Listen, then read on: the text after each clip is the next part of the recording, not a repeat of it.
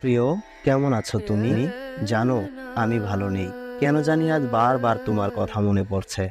তুমি বারবার বলো তোমাকে ছাড়া নাকি আমি বেশ ভালো আছি, কিন্তু সত্যি আমি ভালো নেই। আমি জানি আমাকে ছাড়া তুমিও ভালো নেই। কেননা একজন প্রিয় মানুষের কাছ থেকে যদি তার সবচেয়ে প্রিয় মানুষটি দূরে চলে যায়, তাহলে সে কখনোই ভালো থাকতে পারে না। সেটি আমি খুব ভালো করেই জানি। আর তাই তো তোমার মন ভালো করতে আমি খুব তাড়াতাড়ি চলে আসব। হ্যাঁ, ভীষণ তাড়াতাড়ি। আর সামান্য কিছু কাজ বাকি। আর হয়তো বেশি দিন তোমায় অপেক্ষা করতে হবে না। তোমার সেই প্রিয় মানুষ তোমার কাছে চলে আসবে। আর সেদিন তুমি আমায় লাল গোলাপের অভ্যর্থনা জানাতে এয়ারপোর্টে আসবে। হ্যাঁ, অবশ্যই আসবে। আর তোমার গায়ে থাকবে লাল টুকটুকে বেনারসি শাড়ি। সেদিন তোমায় আমি আমার বুকের ভেতর নিয়ে আমার বুকের জ্বালাটুকু মেটাবো। তোমার সেই চাঁদ মুখখানা এক দৃষ্টিতে তাকিয়ে দেখবো। মনে রাখবে, তোমার কপালের লাল টিপখানা দেখে যেন আমার দৃষ্টিটা ভরে ওঠে। আর তোমার ওই মিষ্টি কপালে আমার আলতো ঠোঁটের একটি ছোট্ট চুম্বন ঠুকে দেব। তুমি জানো, এই দিনগুলির কথা মনে হলে আমার বুকটা যেন ভরে ওঠে। আমি কবে আসতে পারবো তোমার কাছে?